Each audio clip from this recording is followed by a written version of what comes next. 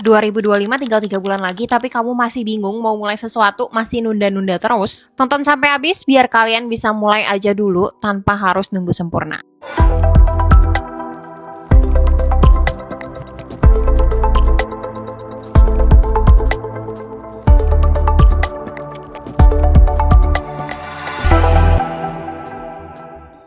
Hayo ngaku, siapa yang dari awal tahun 2025 ini tuh punya resolusi buat bikin bisnis baru, mungkin mulai ngonten, keliling dunia, mulai sekolah lagi, atau sekedar olahraga buat nurunin berat badan. Kenapa tiap kalian mau mulai itu bawaannya ya udahlah besok aja, ya udahlah besok aja, dan tanpa sadar 2025 tuh tinggal 3 bulan lagi.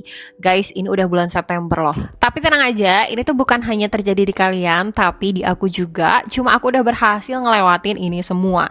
Jadi ada 4 hal yang mesti kalian tahu untuk kalian mulai sesuatu tanpa harus nunda-nunda. Yang pertama, kita harus selalu tahu kalau kita mau mulai sesuatu yang baru itu kita memang gak pernah siap. Seberapapun modal yang kamu punya, seberapa banyak ilmu yang kamu dapetin secara teknis mungkin di bangku perkuliahan, itu gak akan pernah ngebuat kita merasa siap. Karena rasa siap itu bakal ada seiring berjalannya waktu kita melakukan prosesnya step by step, bahkan dari langkah pertama, guys. Coba pikir-pikir lagi deh. Kamu tuh takut apa sih? Mau mulai konten di YouTube, TikTok, Instagram, tapi takut kalau misalkan dijultin sama orang, kalau kontennya nggak naik, kelihatannya garing, dan lain-lain. Kayak gitu doang bikin kamu gak mulai-mulai.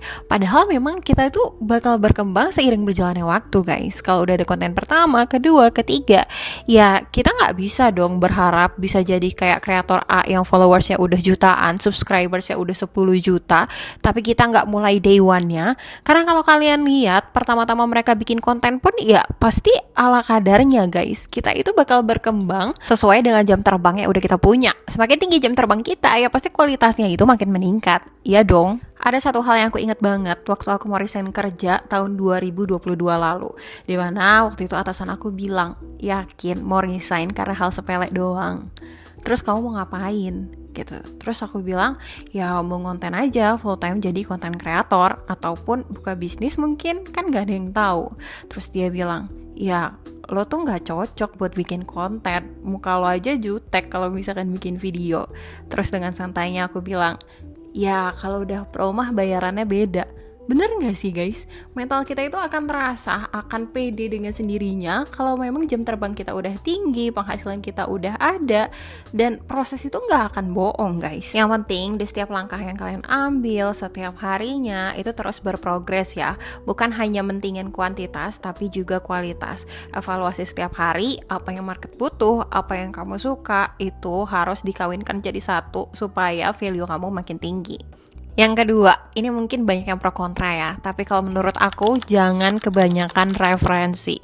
Oke, 1, 2, 3 referensi boleh, tapi kalau kamu nunggu sempurna baru mulai, percaya deh gak akan dimulai-mulai. Ini juga berdasarkan pengalaman pribadi ya, guys. Di saat aku pengen bikin bisnis, bikin YouTube, pengen kayak si A, si B, si C, bahkan si Z dengan teknik dan equipment yang sesempurna itu, ya bikin jadi makin ngedown gak sih? Gimana caranya kita bisa sampai di titik dia kalau kita gak ngelewatin step 1, 2, 3-nya mereka? Punya inspirasi, referensi, itu boleh banget, guys. Kalian tinggal pegang aja blueprintnya mereka. Abis itu kalian amati, tiru, modifikasi, kembangin dengan versi kalian sendiri. Percaya deh, hal ini tuh bakal ngurangin overthinking dan menyihir kalian seakan-akan ayo mulai aja dulu. Percaya gak percaya, kalian juga bakal sampai kok di titik mereka.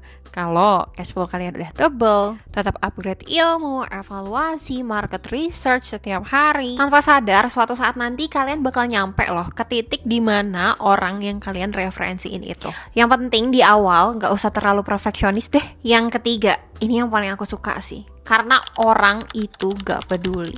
Orang itu gak akan peduli apa yang kamu lakuin. Mau kamu bangkrut, mau kamu gagal, konten kamu jelek, percaya deh, mereka tuh bakal mentingin diri mereka sendiri. Masalah mereka itu udah banyak, ngapain mereka mikirin kamu. Oke, mungkin di awal-awal kamu kelihatannya bodoh, nge-gym, berat badan gak turun-turun, ngonten, viewsnya gak ada, bisnis belum ada yang laku-laku, pemasukan menurun. Tapi percaya deh, mereka paling bakal ingat itu selama beberapa jam atau beberapa hari doang. Abis itu mereka lupa, guys. Jadi Jadi kalau ada quotes terkenal yang bilang this world doesn't revolve around you, atau dunia tuh nggak berputar di sekitar kamu doang loh, itu bener adanya. Makanya apalagi alasan kamu buat overthinking. Yang keempat, ini tuh paling penting sih buat aku. Kecilin ekspektasi, perbesar aksi. Ini tuh bukan berarti kalian harus pesimis dengan apa yang kalian lakuin loh. Tapi pernah ngerasain gak sih kalau kalian tuh lagi terbebani ekspektasi yang tinggi, kalau harus untung, viewsnya harus tinggi, harus FYP, harus menang, nilai harus tinggi, bahkan sampai cum laude, ujung-ujungnya bikin kalian stres sendiri. Dan pas gak kecapai, itu bikin makin kecewa. Karena aku tuh tipikal stoicism banget ya.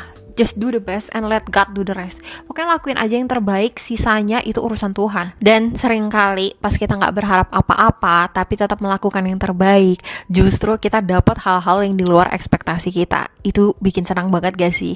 Tapi jangan lupa juga ya buat bikin plan tentang apa yang mau kalian kerjain, step by step, daily, monthly, atau bahkan yearly, apa yang mau kalian lakuin, checklist setiap harinya, dan lakuin itu secara konsisten, karena itu akan meningkatkan dopamin di dalam diri kalian. Tetap buat target-target yang smart, specific, measurable, achievable, realistic, dan ada time limitnya, supaya memicu kalian untuk ayo ngebut dan bikin kalian nagih buat mencapai apa yang kalian tuju. Yang terpenting tuh gak usah ngoyo ya guys, kerjain abis itu lupain, kerjain abis itu lupain, sesuai dengan checklist yang kamu buat mulai dari daily, monthly, sampai yearly. Karena bapakku sering bilang, semua hal yang besar itu dimulai dari yang kecil, semua yang banyak itu dimulai dari yang sedikit, semua yang pintar itu dimulai dari yang bodoh.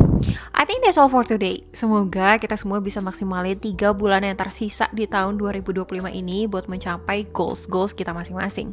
Oh ya, kalian juga bisa request di kolom komentar tentang topik apa yang pengen kita bahas di next video. Anyway, jangan lupa like, comment, dan subscribe kalau kamu ngerasa konten ini bermanfaat. Dan see you on the next video. Bye-bye!